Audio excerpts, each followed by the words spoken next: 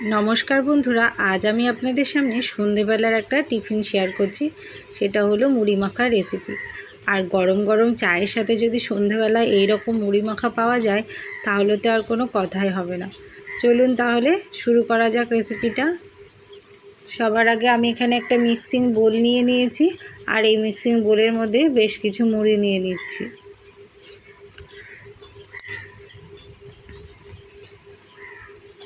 मुड़ीगुलो सब नेওয়া হয়ে গেলে আমি এবার মুড়ির মধ্যে দিয়ে দেব গাজর কুচি। গাজরটা দেখুন আমি খুব সরু সরু করে কুচিয়েছি। আর এবার দিয়ে দিচ্ছি উপর থেকে শসার কুচি আর দিয়ে দিচ্ছি পেঁয়াজ কুচি।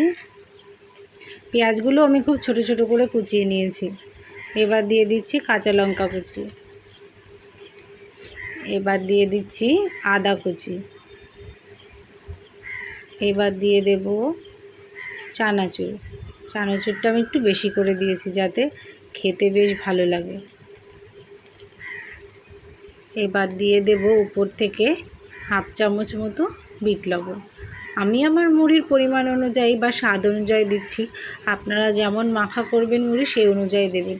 এবার সবার উপর থেকে আমি ছড়িয়ে দিলাম আম তেল, আর যেটা দিলে মুড়ির টেস্ট একদমই বেড়ে যায়। এবার আমি আম তেলের একটু মশলা দিয়ে দিলাম। এই আম তেলটা দিয়ে যদি মুড়ি মাখা খাওয়া যায় তাহলে যে কি ভালো লাগে। এবার আমি সব দিয়ে ভালো করে মেখে নেব।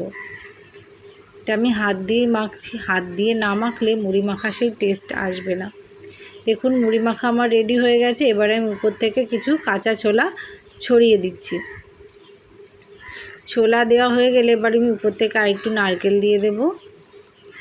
এটা একদমই কচি নারকেল, আর নারকেল দিয়ে মুড়ি মাখা খেতে যে কি ভালো লাগে। ছোলা দিয়েও মুড়িটা আমি আবার মাখিয়ে নিয়েছি। এবার আমি উপর থেকে আরও একটু নারকেল কুচি দিয়ে দিচ্ছি।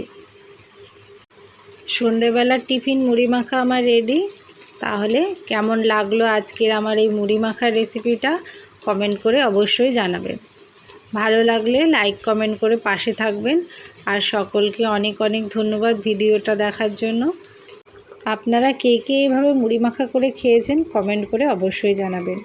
আর কেউ যদি না খেয়ে থাকেন তবে অবশ্যই একবার এইভাবে মুড়ি মাখা করে খেয়ে দেখবেন, খেতে ভীষণই টেস্ট হয়। সবাই ভালো থাকুন, সুস্থ থাকুন। আবার আসবো নতুন একটা ভিডিও নিয়ে।